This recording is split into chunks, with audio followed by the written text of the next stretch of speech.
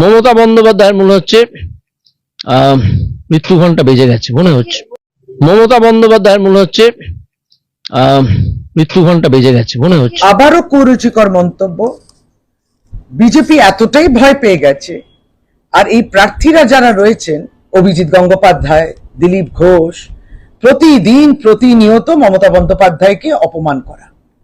অভিজিৎ গঙ্গোপাধ্যায় আজকে বলছেন যে তিনি মৃত্যু ঘন্টা বেজে গেছে মমতা বন্দ্যোপাধ্যায়।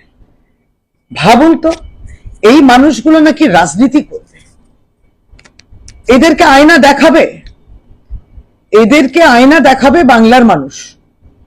এবং অভিজিৎ গঙ্গোপাধ্যায়, আপনাকে বলে দিই যে আপনি তো একটা বিচার ব্যবস্থার সঙ্গে যুক্ত ছিলেন, আপনার কথার মধ্যে তো যুক্তি থাকা উচিত।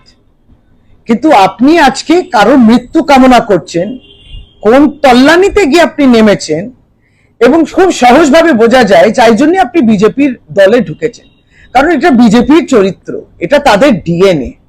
তারা কাউকে ভালো করতেও পারেন না, কারো ভালো কামনাও করতে পারেন না।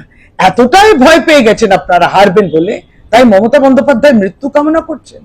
মমতা বন্দ্যোপাধ্যায়কে জিয়েও রাখবেন আর বাঁচিয়েও রেখেছেন বাংলার মানুষ, ভারতবর্ষের মানুষ।